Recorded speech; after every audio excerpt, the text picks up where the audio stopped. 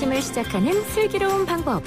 오늘 내게 이론 뉴스 노영희의 출발 새 아침. YTN 라디오 노영희의 출발 새 아침 3월 3일 4부 순서 시작합니다. 슬기로운 인터뷰 시간인데요. 코로나19 확진자 수가 4,300명을 훌쩍 넘겼습니다. 대구 경북 지역의 확진 환자는 계속해서 증가하고 있고 밤새 또 사망 소식도 들려왔죠. 자세한 소식 알아보기 위해서 서울대우 중앙대학 학대학 교수님 모셨습니다. 교수님 안녕하세요. 예, 안녕하세요. 요즘 너무 바쁘신 것 같아요, 교수님들. 예, 좀 빨리 끝나야 되는데요. 네. 예. 자, 먼저 이제 어제 신천지 이만희 총회장이 기자회견에서 본인이 코로나19 검사를 받았다. 그런데 결과가 음성인데 음성이 뭔지 모르겠다. 뭐 이런 얘기를 했습니다. 그리고 HJ 매그놀리아 국제병원에서 음성 판정 받았다라고는 이제 하긴 했는데 사실은 그거를 이재명 경기지사는 못 믿겠다라고 하면서 다시 재검사를 했거든요. 예. 어제 혹시 그 기자회견 보셨어요? 예, 어제 봤습니다. 네, 그때 보신 소감으로 이만희 총회장이 실제 검사를 받았고 음성인 게 맞을까요? 이제 오늘 아마 결과가 나올 것 같은데요. 네. 아마 오늘 결과가 나오면 뭐 음성인지 양성인지 뭐 확실히 될 것 같습니다. 그건 당연한 거 아닙니까? 예, 그런데 이제 네. 어제는 이제 법에 따라서 만일에 검사를 안 받는다 이러면은 이제 조치가 가능하지 않습니까? 긴급 체포도 그렇죠. 가능하고 네. 그렇기 때문에 아마 이만희 이제 총회장께서 어제 아마 검체를 본인 확인하고 아마 이제 검체가 되었으니까 이제 이 결과는 확실할 것 같습니다. 예, 음성이 되든 양성이 되든. 아니 그건 당연한 거고요. 예. 제 질문은 어제 화면상으로 봤을 때 그분이 음성 판정 받고 자기는 이제 검사 받았다고 했는데 예. 과연 그렇게 정말인지 거짓말인지 잘 모르겠어서 여쭤본 겁니다. 예, 어제 상황만 보니까, 인터뷰하는 게, 뭐, 얼핏 보기에는 물론 잠복기 기간이라서 아직 정상이 나지 않을 수도 있기 때문에 검사하기 전에는 뭐 말하기 좀 어려울 것 같습니다. 네, 좋습니다.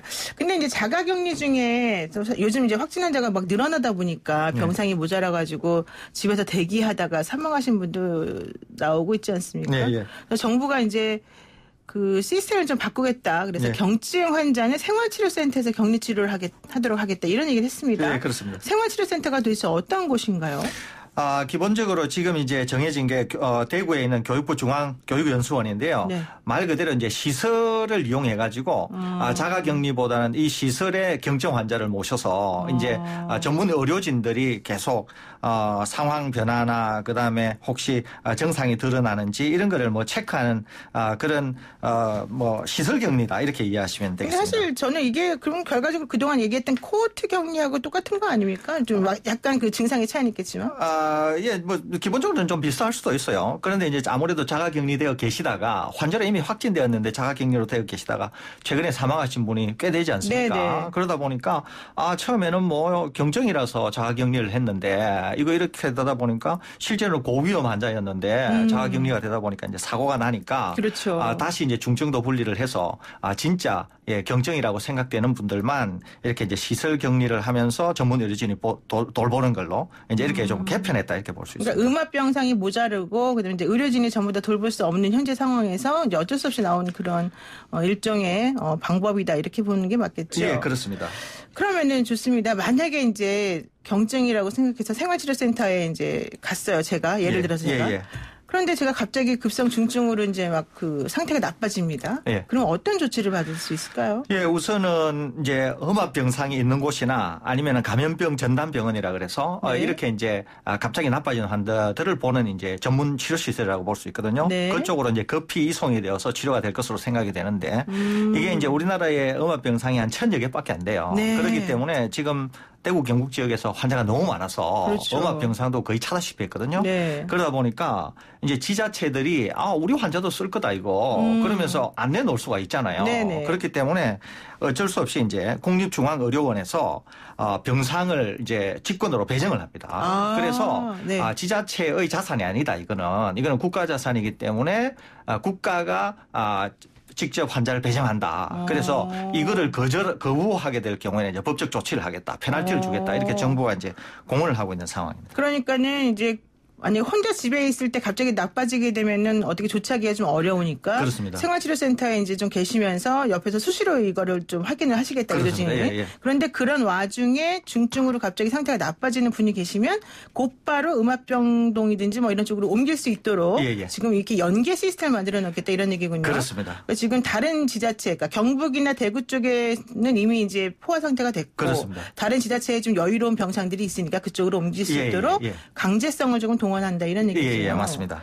자, 그러면은 지금 아까 좀 전에 말씀하신 게 우리나라 전국적으로 음압병상이 1,000개 정도 있다고 말씀하셨는데 자가격리 중인 환자가 2,000명이라는 얘기가 그렇습니다. 있어요. 그러면은 추가 병상을 뭐 그 정도 수준으로 다 뭐 가지고 있어야 되는 건 아니겠죠? 예, 그건 아닌데요. 이제 음압병상을 만든다는 건 쉽지는 않습니다. 기본적으로 이제 시간도 많이 걸리고 그렇기 때문에 지금 당장 음압병실을 만든다고 하는 건 거의 불가능하고요. 네네. 대신 이제 집에 자가격리하고 계신 환자분은 한 2,000여 분 되지만은 이제 이분들은 정말 경증이라고 하는 게 확인이 되면 생활치료센터로 모실 거 아닙니까? 네, 그러니까 그렇죠. 오히려 생활치료센터를 좀 급격히 늘려야 될 필요가 있습니다. 또 지금 다른 지자체에서도 환자가 좀 불어나고 있지 않습니까? 그렇죠. 서울 경기는 거의 뭐 100명이 육박하고 이러거든요.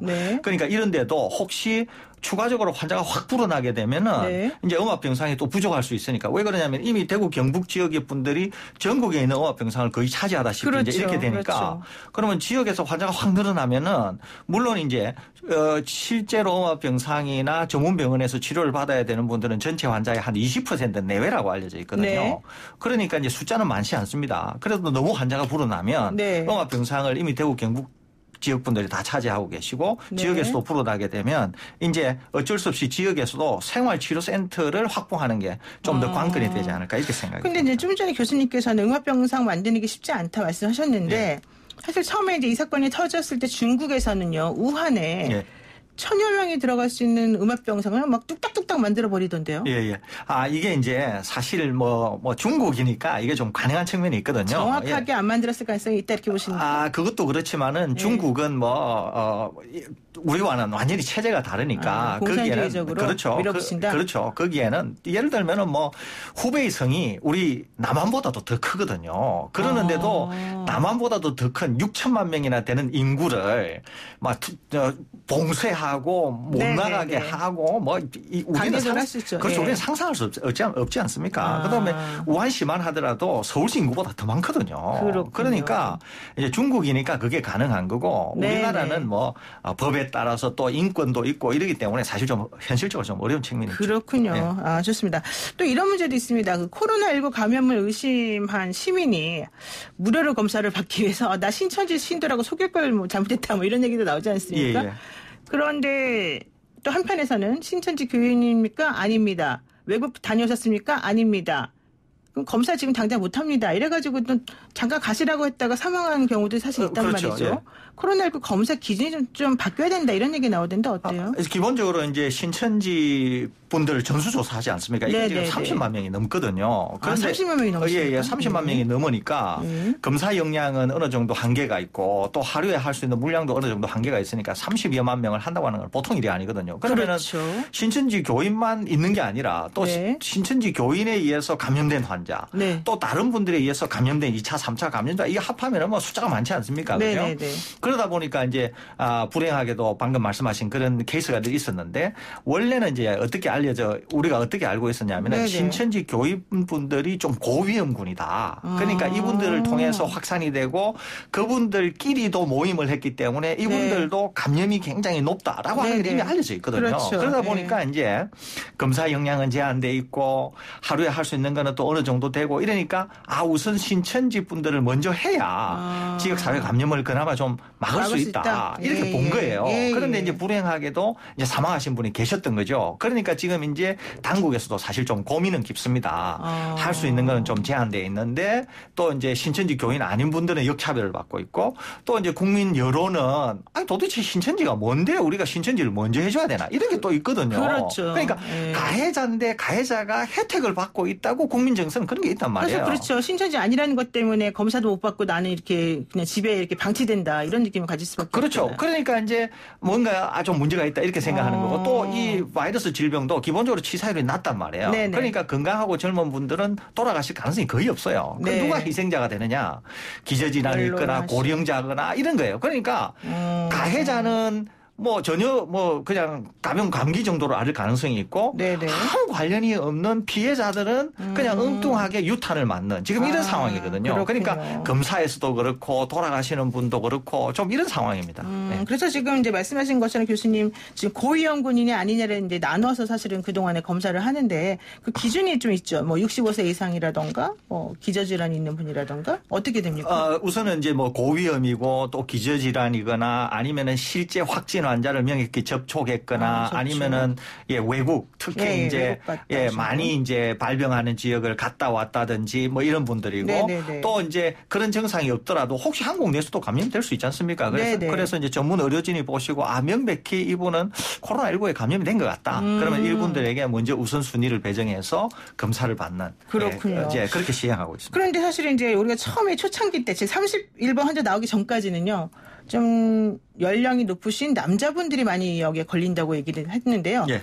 어젠가 또 나온 얘기로는 20대가 더 많더라. 또 여성분이 많더라. 이런 얘기 나오더라고요. 이거 왜 그러는 겁니까? 이거는 뭐 이제 신천지 대구 교회에서 예배를 드릴 때 남녀를 따로 안 치나 봐요.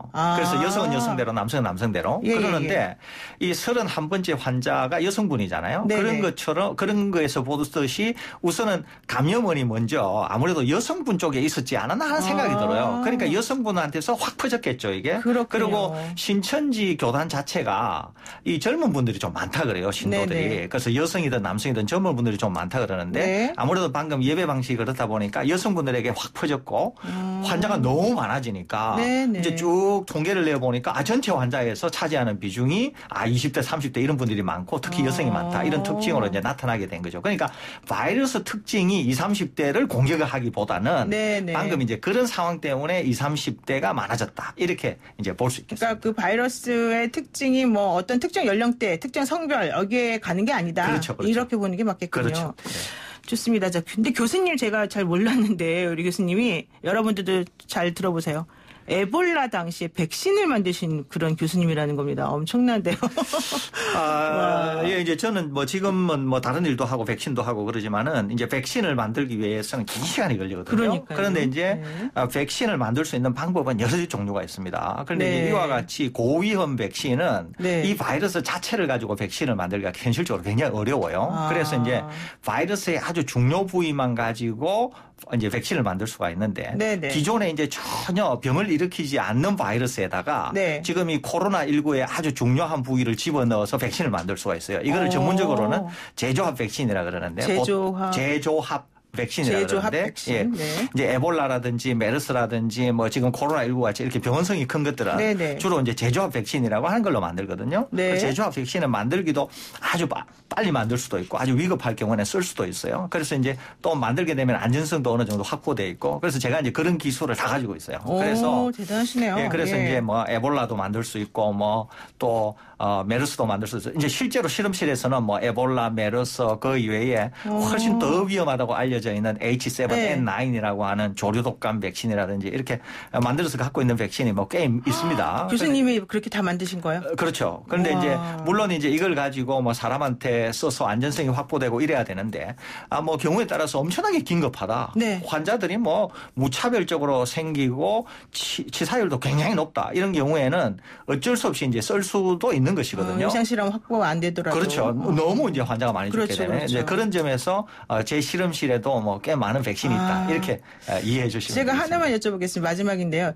그 명지병원에 처음에 초창기 때 입원하셨던 환자 중에서 다 치료가 이제 돼서 퇴원하신 분이 계셨단 말이에요. 그때 3번하고 17번 환자분이었는데 그때 그 교수님께서 뭐라고 했냐면 에이즈 환자들에게 치료하는 그 약을 투여해가지고 성공했다. 뭐 이런 얘기를 하셨단 말이에요. 그리고 또 사실은 그 이후에 말라리아 치료제로도 또 사용해서 해봤더니 괜찮더라. 이런 얘기 하셨단 말이죠. 그러면 지금 교수님 백신 잘 만드시니까 혹시나 누구에게라도 그런 종류의 약들을 그냥 사용하면 괜찮다 이렇게 볼 수도 있어요? 지금 이제 코로나19에 전문적으로 사용하는 약은 없어요. 그러니까 우리 이제 그렇죠. 신종플루 때 타미플루 같은 이런 약은 없어요. 그렇지만은 이 코로나19에 사용하는 약은 좀 있어요. 왜냐하면 기존의 약들 중에서 써보니까 효과가 있는 게 있는 거예요. 현재 듣는 지금 것들이 있더라. 그렇죠. 한 4종류 정도가 있는데요. 우리나라에서는 2종류를 쓰고 있어요. 하나가 이제 에이즈 치료제, 다른 하나가 이제 말라리아 치료제. 이거는 우리나라에서 지금 쓰고 있기도 하고 지난 메르스 때도 효과가 있는 것으로 이미 알려져 있습니다. 그리고